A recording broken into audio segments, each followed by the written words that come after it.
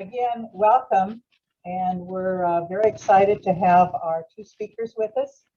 Rebecca Kennedy, who is the Deputy Director, City of Vancouver Community Development Department, and Brian Snodgrass, who is a Principal Land Use Planner for the City of Vancouver. They're going to give us a presentation, and we will have a question and answer period after that. Sharon Brown is going to be monitoring the chat, so if you have questions, please enter them in the chat, and then she will handle that after Brian and Rebecca have completed their presentation. As you know, we have begun a formal land use study, and we have been exploring land use in Clark County for a number of months from a lot of different avenues. So we really look forward to this, building up our knowledge and expertise. So Rebecca and Brian, all yours. Great. Well, good morning. And I wanted to just say thank you all for having us and for the opportunity. Brian and I think would probably both privately describe ourselves as land use nerds. So we love when other people decide they want to learn and kind of get into the weeds with us. And I will say it's also really, I think, good timing to become more acquainted with this stuff. And sort of the land use and growth management process, because we do have a forthcoming update of the city's comprehensive plan that will be kicking off next year and running through June of 2025. So like Nancy said, I'm Rebecca Kennedy. I'm the Deputy Director of Community Development for the City of Vancouver. In that role, I oversee not just comprehensive planning and environmental planning, but also transportation planning. Which I'm sure as many of you know or have experienced just in your lives, go hand in hand. The built environment and the mobility network really have to work together or things don't work very well. With that, I'm going to turn it over to Brian, who's going to start off the presentation. And Brian, I will share my screen and bring up the presentation while you're introducing yourself. Great. Well, thank you, Rebecca, and thank you, everyone. I sort of share the it is nice to when somebody wants to talk about land use planning, so we're happy to be here and hope to explain it and take your questions as clearly as we can. And so we don't have we've got a few slides, but we don't have an overwhelming number. We do want to allow time for questions. We can just jump into the first slide. So we'll talk about today about just really generally about the planning framework within the state of Washington. A lot of it flows from state laws. We'll talk about the Vancouver Comprehensive Plan, both where we've been and the upcoming update, and how the Planning Commission in particular figures into that. Some of the other legal issues around this, not so much the Growth Management Act, which we'll talk about, but also some of these other issues on listed here. And we know there's also, as always, interest in public participation, so we'll talk about that as well. We'd have the next slide, please. And so really quickly, some of zoning has been in place, at least in bigger cities, for perhaps a century, but a lot of the broader issues around planning date back to the post-war period and particularly to the 60s and 70s. In the early 60s, you have in Washington the Planning Enabling Act and the Planning Commission Act. Then you have, through the environmental movement, the introduction of SEPA in 1971 in Washington and the Shoreline Management Act in Washington. Both of which we still have us today. They've evolved. When they were established, many jurisdictions had fewer local comprehensive plans and local zoning, or at least of substance. And so now most jurisdictions, if not all, do. And so these environmental rules still play a role. Next slide, please. So the Growth Management Act, which I think everyone has heard of, dates back to the early 90s. And we'll try and summarize it here. It requires the 18 fastest growing counties and their cities to adopt both comprehensive plans, but also implementing zoning regulations which follow those comprehensive plans. And all of those are supposed to generally meet 14 broad aspirational goals. For the Act has sort of a paragraph or a couple of sentences or two about each of these, but those include having more concentrated urban growth, reducing sprawl, regional transportation, housing, affordable housing, economic development, property rights, permit processing, natural resource industries, open space and recreation, environmental protection, early and continuous public participation, facilities and services, historic preservation, and shoreline management. So these are all broad topics which need to be addressed through local comprehensive plans, and the Act has more specifics about how to do that. Next slide, please. And so the Act requires that there's a series of sections or elements of local comprehensive plans listed here. You're probably familiar with these: land use, housing, capital facilities, which is bricks and mortar public services, essentially. Utilities, transportation, economic development, parks, conservation, solar energy, and recreation. For portions of jurisdictions, sub-area plans can and typically are, most cities do sub-area planning in various nodes of their areas, and Vancouver's no different. Those are optional, but once adopted, they are typically part of the comprehensive plan. All of these, as mentioned, need to be implemented through local zoning regulations, and that includes both written policies, but also a map component. So every property, whether public or private, in the city and the county, has to have a comprehensive plan map designation, which is typically a broad category like commercial, say, and it has to have a more specific zoning map designation that goes with it on that same property. So the zoning might be neighborhood commercial or general commercial, just to give a couple of examples, something a little bit more specific within the umbrella of that comprehensive plan designation that applied to that individual property. Next slide. And so this is a really broad overview. So but just to kind of summarize, the among the GMA requirements are you need to provide for a range of housing types and densities and make adequate provisions for all economic segments of the community. That's obviously been at the forefront of a lot of jurisdictions' concerns in recent years because of the affordable housing crunch, not just here, but in most jurisdictions really to varying extents, particularly urban ones. And there's been some individual statute changes coming forward about having to, that we're addressing now, about having to plan for affordable housing near transit, things like that. So, but the overall requirement is, again, to provide for that range of types and densities. And it doesn't mean you have to solve the housing crisis, but you do have to make provisions. You do have to do something that's adequate for all economic. So you have to consider all economic segments of the community.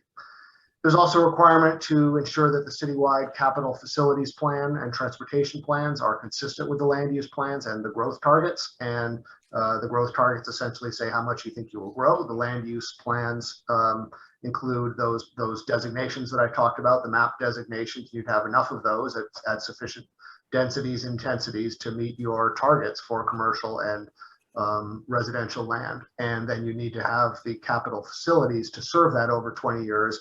But as the bullets here identify, it's where you really need to be more specific and have a financing plan is what you will do for the first 6 years of that plan. A more generalized analysis is allowed for the overall 20-year scope of the plan. And the part of that capital facilities plans includes establishing levels of service, how busy essentially you will allow them to be for arterials and transit routes. You can also do that for parks, sewer, stormwater, and schools. The Act also requires that critical lands be designated and protected in a way that preserves the functions and values of those areas. These are the different categories which the Growth Management Act recognizes: wetland, aquifer recharges areas, fish and wildlife habitat, frequently flooded areas, and geologically hazardous areas. Next slide, please. The Act also requires establishing urban growth boundaries that have enough but not too much land and densities within density designations within that land to accommodate the growth targets, the adopted population employment targets for the next 20 years. And those are done on the basis of the overall UGA. So that typically includes the incorporated portion, the city of Vancouver in our case, and the unincorporated portion, the unincorporated portion of Vancouver UGA. We're a little bit different than most jurisdictions in that the unincorporated portion of the Vancouver UGA has been urban, is urban, not quite as dense as the city, of course, but it has urban designations and it's has urban services and has had that for some time. The way that you need to show that you have enough room in your boundaries is by what's called a land capacity analysis. And the Clark County is in the process of updating that, and that one of our later slides, I'll talk about that briefly. In terms of who makes the decisions on those, both the size of the UGA boundaries, the population and employment targets that drive that, and the countywide growth targets are adopted by counties. Cities are required to be consulted with and are part of the process and have been, but it's ultimately a county call. And the Act requires that as part of that county decision with city consultation, that the population part of it needs to be within a range provided by the state Office of Financial Management, high, medium, and low range. The employment part of it isn't bounded that way. You need to justify it and say why you picked what you picked, but it's not set within a boundary. Next slide, please. And in terms of just a little more on the city-county interplay, that cities are generally considered the provider of urban services by the Act. Counties provided of regional health and human services. Counties, in coordination with the cities, adopt what are called countywide planning policies, and those govern, we have those in place, they've been in place for many years, governing essentially how the local cities and the county will work together. And the UGAs are anticipated, not required, but certainly anticipated, I think, by the Act to annex to cities over time. And with some exception, urban services and urban densities are not allowed outside of UGAs in the rural area. And so many of those regional decisions, as mentioned, the county is in the driver's seat with city consultation. Counties don't have land use jurisdiction inside city limits. So the decisions about what policies apply, what regulations apply, what densities will be allowed inside city limits is a matter of city decision. Next slide, please. And the requirement in terms of updating plans, they're not set in place and in stone. You cannot update them more than once a year. Development regulations, however, can be updated anytime.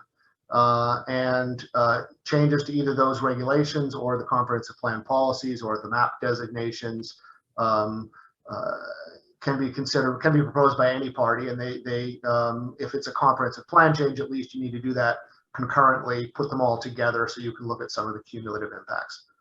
And a more comprehensive review of the comprehensive plan update is required at least 8 years. And that has to include a review of the urban growth areas.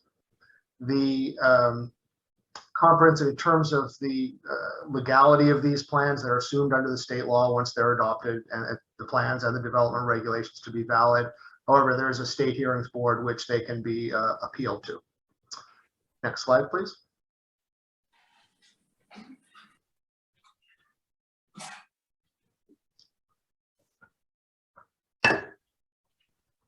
And this is, as mentioned, the land capacity analysis issue of the sort of the calculation of how you determine if you have enough land. The requirement is that jurisdictions, again, under county's leadership with city participation and consultation, need to produce a report about how much land they have based on recent densities to meet their current targets. And this has actually been moved up. It used to be a year prior to the comprehensive plan update. Now it's 3 years. So Clark County is in the process of producing this report. They have to do so by the end of next June. They're just getting, I think, a draft out now. So the counties that are required to do this are the most urban counties and their cities to do this buildable lands review to analyze in advance of your comprehensive plan updates if you have enough land. And so the main function of that is to look at whether that report is to look at whether cities and counties are achieving the densities they thought they would, and in particular, most importantly, do they have enough room to meet their existing growth targets based on that? And as mentioned, the county is in the process of doing that. They convened a committee through the end of last year, and now it's in the hands of the county council, who is looking at that, and they will be reviewing a draft buildable lands report within the next month or two, I understand. Next slide, please. And so just quickly in terms of local guidance, some of the documents that sort of guide local planning, there is a lot of people don't know about this. It hasn't been updated in several years, but it does provide a good and I think still very relevant framework. It's called the County Community Framework Plan.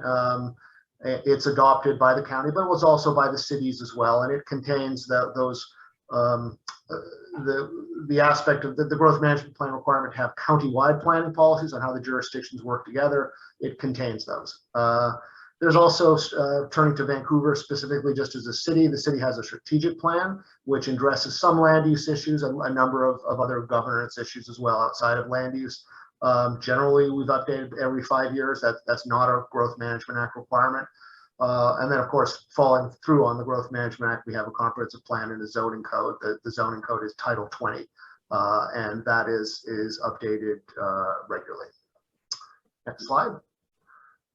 And with this, I think I will turn it over to Rebecca here. Yes, and I think, give me a second, I've messed up the slides in trying to unmute myself. Okay, thanks, Brian. So just keep going. I'm going to kind of go into comprehensive planning like at a general level, and then I'll talk specifically about the Vancouver comprehensive plan and you know, kind of where we've been in the history and what's coming up in the future and how that will differ from past projects. So basically, I mean, there are several state mandated requirements through GMA and various implementing regulations that sort of require jurisdictions to do basic things as part of their comprehensive plan. So the 5 tasks that you must do are to have a work program, a schedule, and that has to include a public participation plan. You have to review and revise where needed plans and regulations, and I'll get into it a little more, but we have done both major overhauls of our comprehensive plan and less significant updates. So within that review and revise, there is some latitude to really think about, does this still reflect what's happening in our community and where we're going? Do we need to completely, sort of reframe that? And I think typically, jurisdictions, overhaul at least every 20 years, but more frequently too, if they're seeing major changes. There has to be a public engagement element, as I noted. You have to notify the State Department of Commerce. There's an element of, there's a sort of ongoing element of notification with the Department of Commerce when we update our comprehensive plan. And then we have to take legislative action on the proposed amendment. So that means council has to act on it, adopt it at a level so that it becomes official policy. So there are a number of required elements. Brian went over them before. There are some optional elements, as he mentioned, sub-area plans, port elements are only required for jurisdictions with very, very large ports, Key County, for instance. And then conservation and solar energy, I believe, are optional, although that may have been updated. The land use element is generally the first one, sometimes called community development, and that's the case in our plan. And it really sets the policy direction for future growth. And it's usually depicted as a map that sort of shows at a very high level, policy level, how growth will occur. So I'll kind of show you how that's outlined in our current comprehensive plan and talk a little bit about how that might be adjusted going forward. And then the land use element and other elements, but the primary tool implementing the land use element is the zoning code. And Brian mentioned in our case, that is Title 20 of the Vancouver Municipal Code. So at its really basic level, a comprehensive plan articulates a series of goals and objectives and policies, and then actions and standards that guide the day-to-day decisions of elected officials and local government staff related to growth and development, both the built environment as well as the public infrastructure that serves it.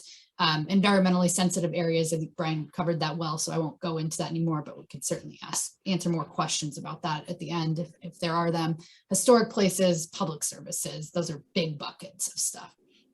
And it is intended, and we actually really articulate this quite clearly in our current comprehensive plan, that it should be a clear vision. It should be easier to understand what is the intent and what is the growth framework for a 20-year time horizon. And it should be able to be evaluated and implemented using various tools, the zoning code, but others as well. And so from comprehensive planning in Vancouver, this is sort of the where we've been piece. We adopted our first comprehensive plan in 1994 and have done periodic updates since. There's kind of two buckets of updates that occur. One is periodic updates. There's a requirement. You have to do that ever so regularly. That means taking like sort of a comprehensive look at some level, the review and revise that I talked about earlier. And then there are annual comprehensive plan and text and map changes that have to be considered concurrently for cumulative impacts and occur through what we call our annual review program. And I can talk about this a little more, but those are the annual ones. If you pay attention to the Planning Commission, you will see that every year, generally, a package of potential changes comes before them and then eventually makes its way to City Council. Often the comprehensive plan changes are fairly limited, and we consider those, again, cumulatively. Our last periodic update was in 2011. That was actually in advance of the deadline. And our last major periodic update where we really did, I mean, the whole comp plan was rewritten and the code was line by line overhauled was 2004. To put that in perspective, there were no iPhones in 2004. I mean, really, the world has changed. Technology has changed since then. And so that is one reason that our next update that is forthcoming and has to be done by 2025 will include a full overhaul, big fresh look at both our comprehensive plan and then a major update of our implementing tool, which is our zoning code. And then again, it only applies to the city boundaries. So here's our 2011 to 2030 comp plan. These are the major elements that were included in it. I think I've talked about the land use element. On the next slide, I'll talk about that a little more, but there are many others. Economic development, focuses on, access to jobs, having sufficient employment land. That's something we struggle with and has become sort of a point where we really need to think carefully about because of the housing pressures we're experiencing in the region. There's a lot of pressure to convert employment land to housing often. And so it's an issue, I'd say, for the last 5 or so years, we've been really kind of has risen to the top and is something that comes up not infrequently at both Planning Commission and City Council.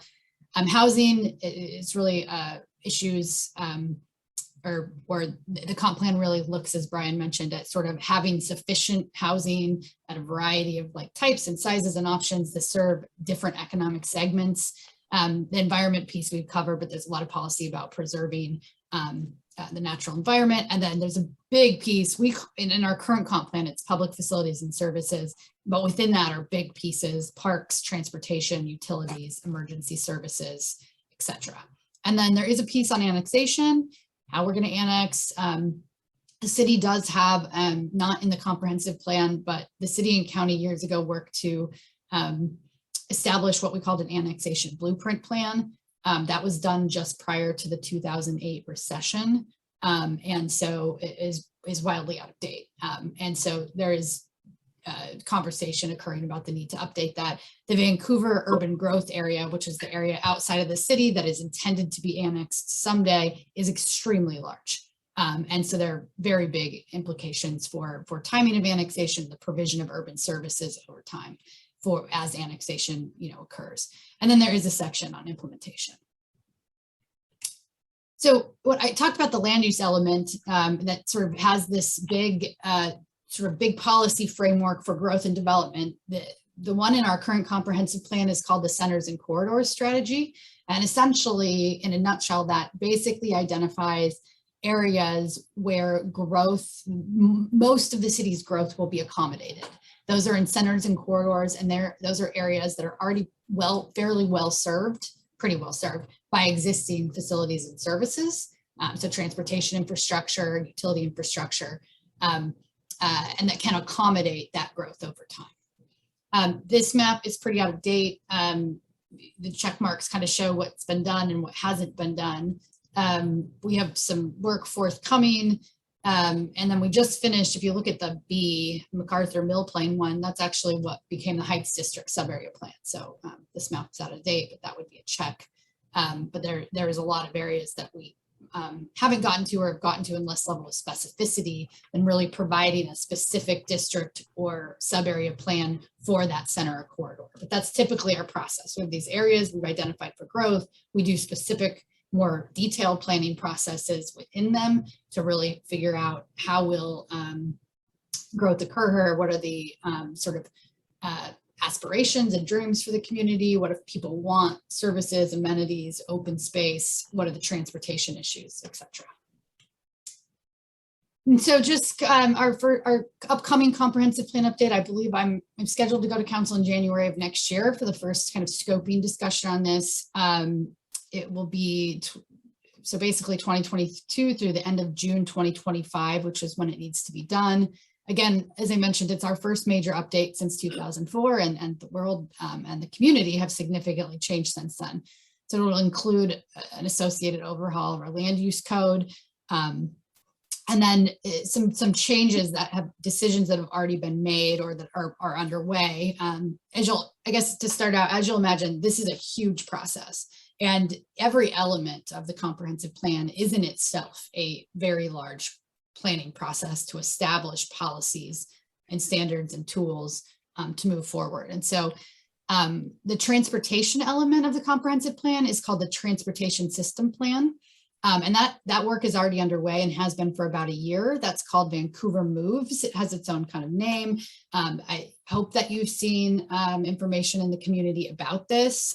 You can visit Be Heard Vancouver, which I've got a link in a later slide on, to see, to engage in that project, but it's really about focused on the transportation system, how people move, how we can better accommodate mobility, broadly defined mobility over the next 20 years.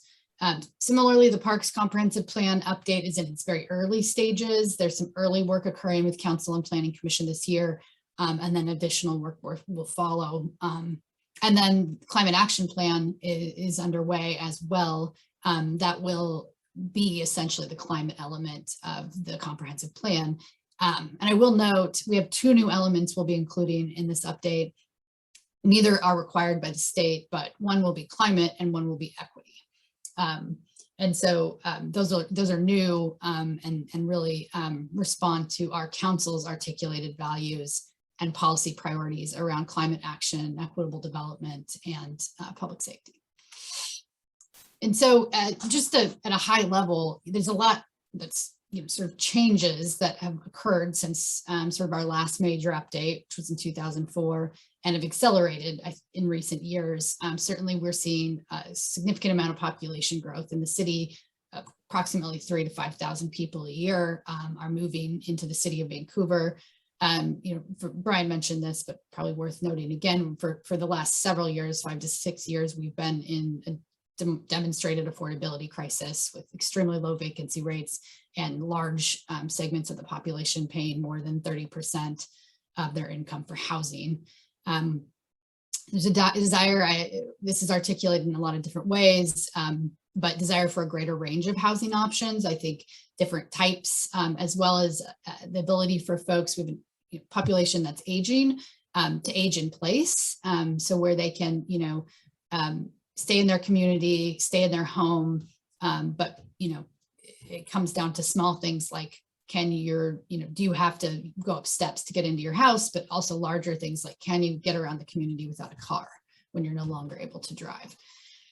We've seen a tremendous increase in multifamily and mixed use development within the city, all over the city, not just in downtown. I think that's a perception that some people have, but it is all over the city. And often is occurring as part of redevelopment on residential land. So as part of mixed use buildings with commercial, retail, or office on the ground floor, and then housing above. I think there's a growing recognition that, we live in a region, and it's a very interconnected region, and that the employment market, the housing market, our transportation systems, and our service sheds are very, very interconnected. And people work and live in different places for a variety of reasons. And so we do coordinate regionally to work to have policies that support a diverse range of options and access to opportunity for folks across the region. The climate crisis is obviously accelerating, top of mind, and something our council is grappling with right now. There's been significant changes in transportation and the cost of transportation. We also have structural issues around how we fund transportation nationally. And then I think there's a growing recognition of the concept of what is often called the 20-minute neighborhood or the complete neighborhood, which is that folks want to live in an area where they can walk, bike, or take transit, but not commute long distances to access sort of the daily things they need. So services, amenities, schools, jobs, grocery stores, parks. And so how do you kind of create that within a built environment, at least within our city, that was largely designed to segregate housing from other uses? And then just lastly, people have been talking about this for a very, very long time, but it is at the top of the priorities for our policymakers. Is just this plan really needs to grapple with the role of planning and land use nationally, but also locally, in institutionalizing racial discrimination and segregation and exacerbating existing social inequality. And I think, we did not have redlining in Vancouver. We didn't have the sort of overt land use, racist land use policies that certainly our neighbors to the south did, and many, many other cities across the country, but that does not mean it doesn't exist. And if you look across our city, there is shocking alignment between the areas of our city that are less well served by transportation infrastructure and public and open space infrastructure and different types of services and race and class differences. And so that's something we will be looking at, and that's a primary driver for the equity element, is really to grapple with and create a framework for how we can equitably invest in neighborhoods over time to try to address some of the impacts of this. Really quick, I think one of our planning commissioners, our planning commission chair, Marjorie Liddell, has spoken to you before. So I just wanted to sort of overall say that, we have a planning commission in the city of Vancouver. The planning commission's a county appointed body, and they review and make recommendations on some land use matters, but not all. And I'll try to make this distinction. Most of the things they look at are legislative or policy matters, with the exception of some what we call quasi-judicial or site-specific things that are explicitly need to go through a process that includes the planning commission. So things like changes to the zoning designation on a specific property, certain master plans, etc. So they see all this stuff. All the Title 20 is really sort of their realm, except for fee decisions. They see plan developments and mixed use master plans. And then they see master plans that are specific to unique zoning districts. So if you're familiar with the Riverview Gateway area out like at the intersection of 192nd and SR 14, that has its own RGX zone, and that has its own master plan requirement and has a process associated with that. The planning commission has bylaws, and they have to follow those. They also have enabling legislation that's an ordinance adopted by our council that sort of creates them and says what they do. And then there is a code section that also outlines exactly what the planning commission does. So they are the only sort of, they're the only citizen oversight body appointed by the council that's really tackling sort of the long-term vision through the comprehensive planning framework. So a lot of the stuff we're talking about today goes before them for consideration and review and a recommendation that eventually goes to the city council, who's the ultimate decision maker. And then I just want to, because you asked about public outreach specifically, there's a lot of state law in Washington state that really supports public participation and both a fair and an appearance of a fair process. And so the first one is the appearance of fairness. It just essentially requires proceedings to both be and feel and look fair. And it's really designed to, kind of extend the due process protections that generally only apply in a courtroom setting to other types of public decision making, and really to bolster public confidence in public process and support public engagement. So it was established in Washington State, and it has to be both, like I mentioned, procedurally fair, and it has to appear to be done in a fair way. And it does apply to only quasi-judicial issues, and it applies to land use proceedings that are quasi-judicial, so site-specific rather than area-wide or general policy. And then we also have the Open Public Meetings Act, or OPMA. Everybody who sits on a city board and commission takes a training on this annually, as do our city council members. And it just basically says you got to make decisions in a public setting. You can't have communication by a public body that is related to public work outside of public settings. And there's some limited exceptions for like executive sessions, but generally open process, transparent process, decisions made in public. And we also have conflict of interest regulation. So basically just, you're probably familiar with these, but people can't use their positions, either elected officials or appointed officials, to secure benefits for themselves. And then just lastly, because Nancy asked about it, there are lots of ways to participate in planning processes, and there are different types of planning activities associated with different types of planning processes. So I mentioned earlier the comp plan has a requirement. Similarly, the shoreline master program updates have a mandated requirement. Often we typically, I mean, almost always we go above and beyond that. There are, for like comprehensive plan text and map changes, we have codes that require notice to property owners within 500 feet, physical posting of the site, publication in the Columbian. And then as a practice, we also notify neighborhood association leadership of all proposed changes in their neighborhood boundaries. For sub-area and district plans, so probably the most recent one people are familiar with is the Heights District Plan, but corridor plans, code changes with policy implications. We don't have there's limited, if any, legal requirements, but as a city policy, we do very, very robust outreach and engagement. That's our council direction, and that's been our practice for some time. And then for development applications, so that's different. That's a development application is, I've got a property and I want to do something on it, and I'm going to come in and submit it to our development review department, and they're going to look at all our codes and make sure it complies. For certain types of those projects, conditional use permits and master plans, we generally notify within 300 feet. We notify neighborhood association leadership of all pre-application. So pre-app is like, we want to come in and get information from you. We have a general proposal. We want to hear from staff if that proposal is meeting things, what other codes we're going to need to meet. So we notify neighborhood association leadership of that. And then most though land use decisions are either made administratively, that's by staff, or they go to a hearings examiner.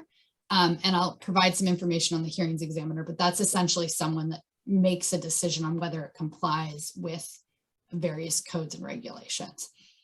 And then some, as I mentioned, are identified explicitly for planning commission and council review. Often those are master plans.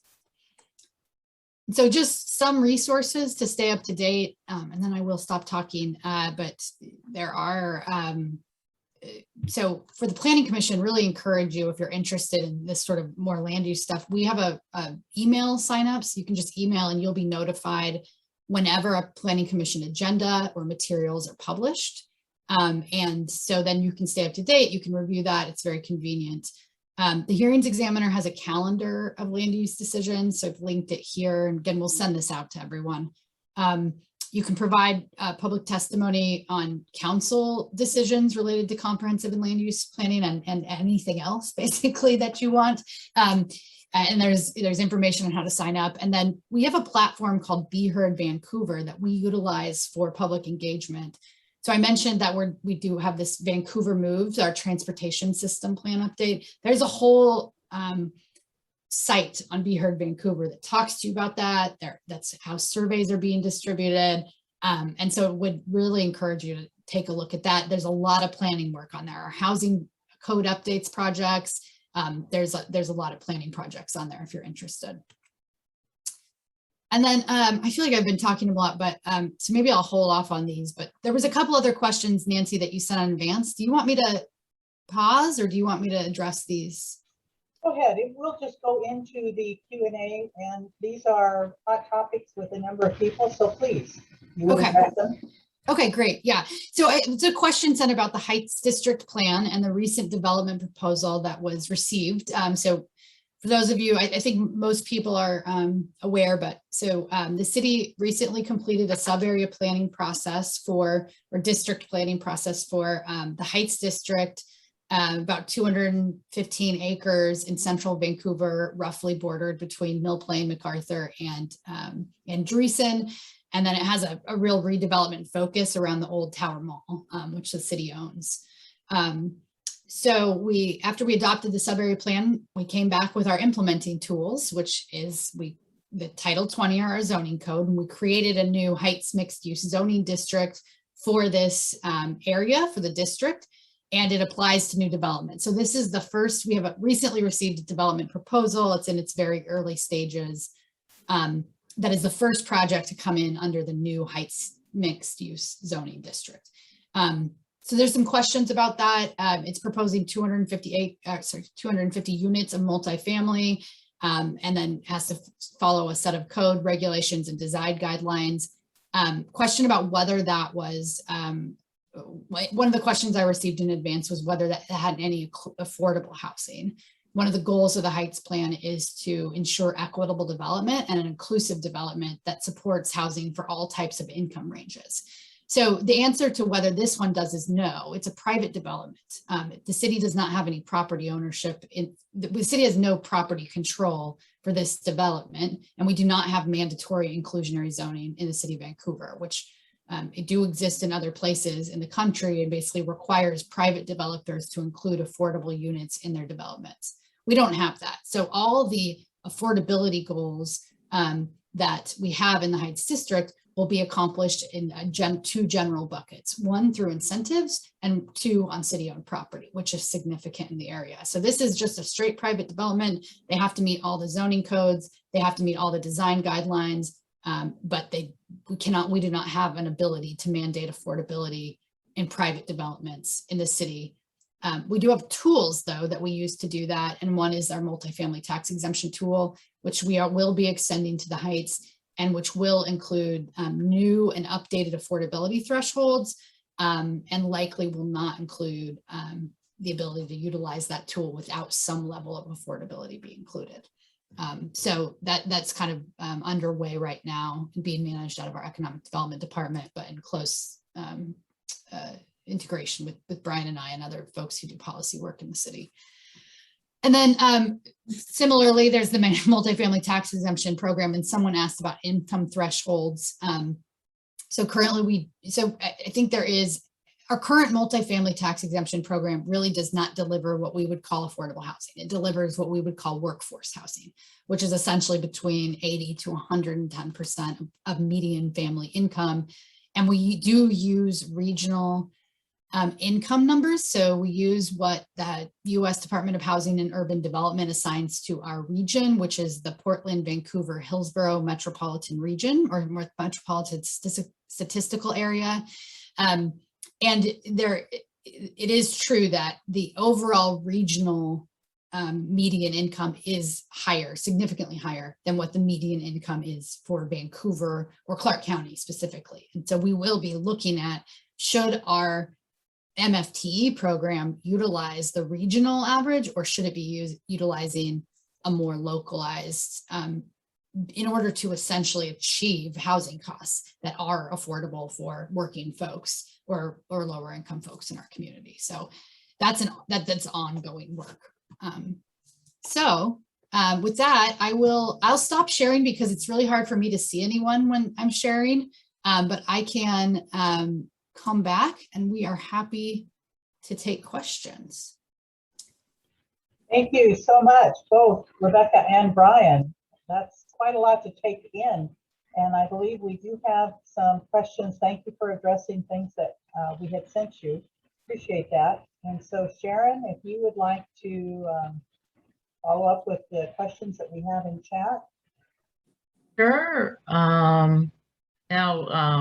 Some of the questions in chat have already been addressed. Can we get a copy of the presentation slides? And that Rebecca already said that yes, she's going to send that to Nancy, and that'll for distribution after the meeting.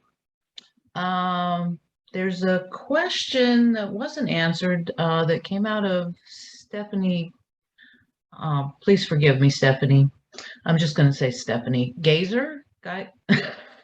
So the county sets policy, but the cities have to implement. Who has oversight?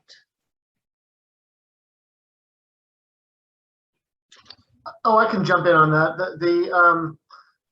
The counties really only have set policy on a few things. They're quite important, but it's only a few things in terms of setting that the cities must directly follow. And the important decisions about how much as a county, and that includes the cities, new comprehensive plans will plan for in terms of growth. Those are set by the counties with city consultation.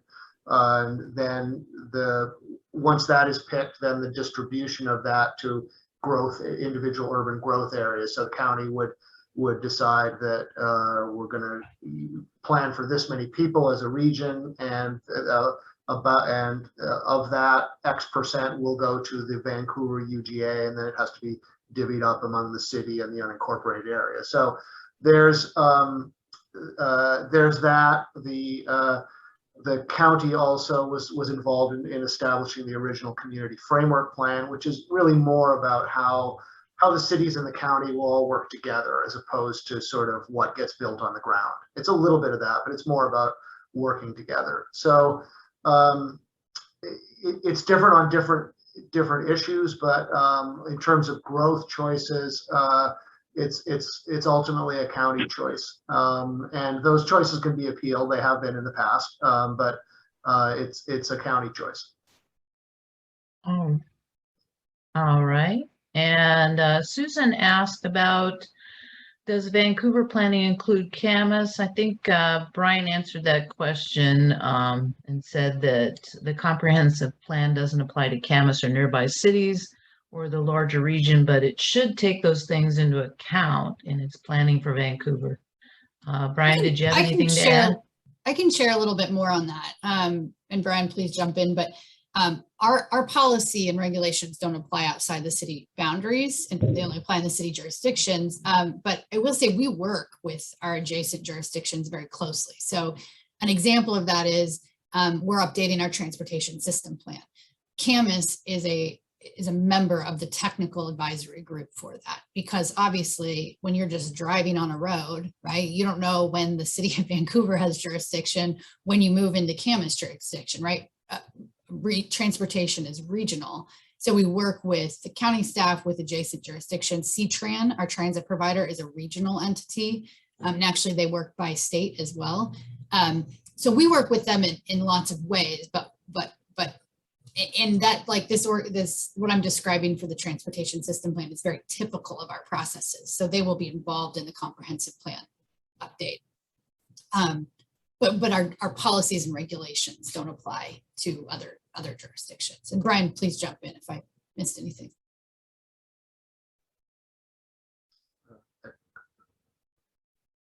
Oh, okay.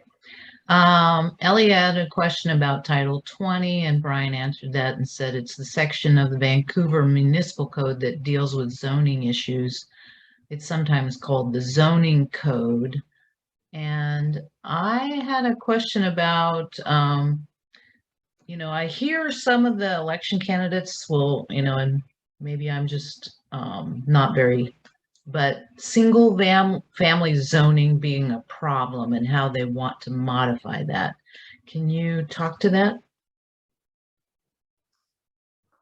Oh, I can jump in on that. And I'll invite Rebecca to follow too, because this certainly is an issue related to housing, among other things. Most of the city is zoned for single family zoning, and I can't speak for what's been said out there, but one of the areas that many jurisdictions are looking at is that should that be a little bit more flexible, not to get rid of single family houses, but should we allow some other types of housing in selected places in those areas? And so the current council has expressed an interest in that. That's something we anticipate we'll be tackling in the coming years. but it's not so much to get rid of existing single family housing. It's just to allow some other things there in appropriate spots. Right. So Judy Zeider asked, what role can a neighborhood association play in the comprehensive plan and or specific developments?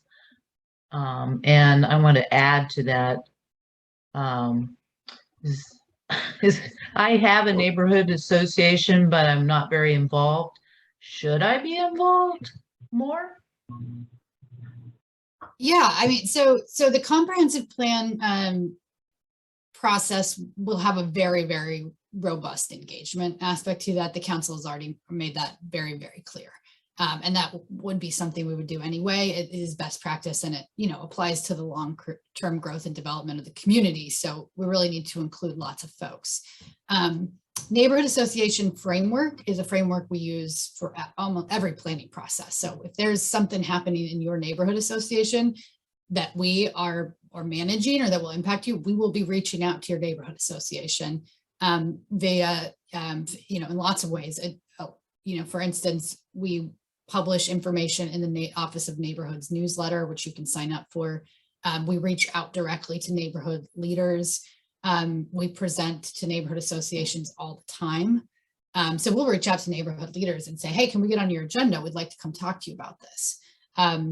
You know, for instance, to the Heights District planning process, I probably presented to neighborhood associations 30 times in 3 years, at least. And I probably presented to other groups 100 times. So we go out to lots of folks. I will say neighborhood associations, we really want to encourage folks to get involved there and really hope to see those diversify.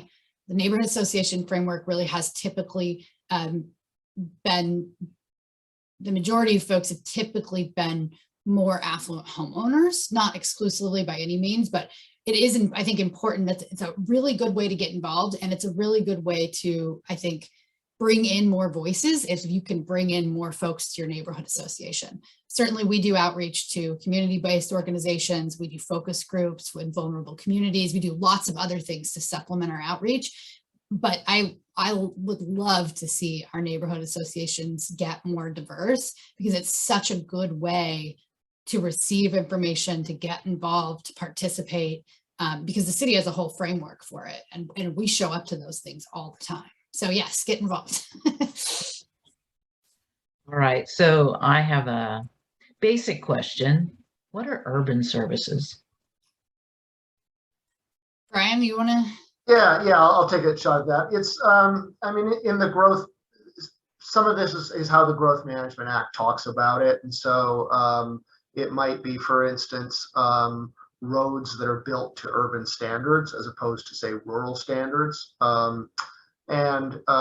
Typically in growth management issues, when we say urban, we mean cities and any unincorporated areas that have city-like development. So like the unincorporated Vancouver UGA, most of that as well. So it might be urban standards typically would be you know, public sewer and water and things like that. So it's different for different kinds of utilities and services. You know, if somebody's interested, you know, follow up and we can talk the specifics, but it just means services provided at an urban level and intensity to support more growth. All right, so I got a question. I can give a little more on that. So one thing, maybe just like on urban, like the difference, I think sewer is a really good example. So in rural areas, septic is allowed, right? The development is spread out enough that septic is a safe and reasonable way to deal with solid waste. In cities, that obviously is not. And so you have to have public sewer. So for instance, the city utilities, public and water utilities, provide utility service outside the city boundaries in the Vancouver UGA. We provide urban services in areas of the UGA that are urban. And that is one reason we would anticipate annexing them at some point in the future, you know, the long-term future. That helps. Yeah, well, it sounds like an area to delve into more. So Carol Lee has a question. It's a Why has it been so difficult to set affordability on the basis of Clark County income rather than 4-county area? We see articles in the Columbian about affordable housing, but it's actually giving tax abatements to developers renting it higher than our median incomes. Latest I saw, our median was about 55K, whereas the regional is 81,000. When are they required to rent a certain number of units to people of 80% of the median? Are they requiring them to rent to people making thousands over the median? They provide no real affordable housing. Sure, I can tackle that one. And then with the caveat that we don't manage housing implementation, we manage housing policy from the land use side. But so the multifamily tax exemption as a program, as it was originally enabled in the Washington legislature, was not intended to exclusively to provide affordable housing. It was intended to provide or to support a urban form and a density of housing that the market may not otherwise deliver. So there are multiple elements to the affordable housing crisis that we have in our community, and one of them is a supply issue. And the multifamily tax exemption program does support multifamily housing development, which adds supply to our overall housing stock, which is one element of the affordability crisis. Now, affordable housing, and lots of people talk about housing differently, but affordable housing is typically defined as housing that's affordable to people who make 60% of median or below. The multifamily tax exemption program has never tackled that. What it has tackled is what we've typically called workforce housing, which is typically defined as people making 80% of median to around 110 to 120% of median. Now, I can't speak to the difficulty. I will say that the council is having a policy level discussion about how they want to calibrate the multifamily tax exemption tool and what it is intended to do. So if it continues to be intended to provide workforce housing, then I certainly think there's some recalibration to local income levels, but it would probably still be providing housing in the 80 to 120% range, whatever that range is applied to, if it's applied to Vancouver or Clark County specific incomes or to the 4-county area regional income. I will say, and I think this is a point of people don't understand, but affordable housing, so 60% of median and below, what we typically call affordable housing, is almost exclusively built using public funding for long-term subsidy. It is not built by the private sector. And it's hard to find, I'm not saying it's impossible, but it's very hard to finance, and they typically do not do it. So what you see in our community that is actual affordable housing for people who make 50% of median below is funded through state and city housing resources, and is often, not exclusively, but often built by nonprofit or public development entities that specialize in long-term management and maintenance and development of affordable housing for the long term. Now, the one exception to that is housing that is built using what's called the Low-Income Housing Tax Credit Program, or LIHTC program. So that is essentially where private developers take a tax credit to build housing that will be affordable to people making 60% of median or below. There are very strict requirements with it, and they have to keep it affordable for a certain amount of time, generally 20 to 30 years, depending on where the state you are operating in. We have several projects like that in Vancouver, but the vast majority of the affordable housing in Vancouver that is actually affordable is built by nonprofit and public housing entities. The Vancouver Housing Authority, REACH, Proud Ground, there's lots of them. So just really want to there's been a lot of talk around the multifamily tax exemption program, and the council's having a policy level discussion about what they want that tool to be used for and how they will set the income thresholds and how they will kind of rework the requirements. But just want to, typically that has been workforce housing. So if that's helpful. Okay, very good answer. So it's 11 o'clock. We have one question still in the chat. Nancy, you want me to go for it? All right. What role does SEPA, S-E-P-A, play in the development agreements and master plans? Does it set standards and requirements? I can take a shot at that. So SEPA is the State Environmental Policy Act. I talked about it, I think, at the outset. It was established statewide at a time when there wasn't, at least in some communities, as robust zoning requirements as there are now. But nonetheless, we still are required in Vancouver and other jurisdictions to, on most developments of any size, and particularly things involving a development agreement, bigger proposals, to issue what's called a SEPA determination and circulate a checklist. And the checklist is the idea there is to disclose likely environmental impacts. And so there's a bunch of categories of things of this or that aspects of not just the environment, but also land use. And so SEPA typically doesn't set requirements, particularly in areas where you have local code setting that. So there is some authority in SEPA, and sometimes you see this on very large projects in a very environmentally sensitive area where you can require what's called SEPA mitigation. But that's typically only those areas where your code doesn't cover it. So if you have a zoning code that covers transportation impacts and that sets levels of service standards, for one example, then it's not, you're typically not able through the SEPA process then to require more transportation mitigation. It's usually to cover aspects that your codes don't fully cover. Otherwise, the main purpose of SEPA is environmental impact disclosure and identification. Right. This has been wonderful. Excellent presentation, excellent questions. Thank you so much, Rebecca and Brian.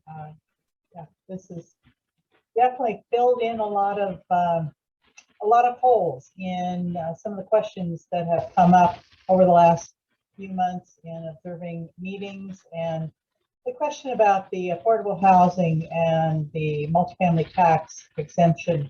Thank you very much for that clarification. Appreciate that.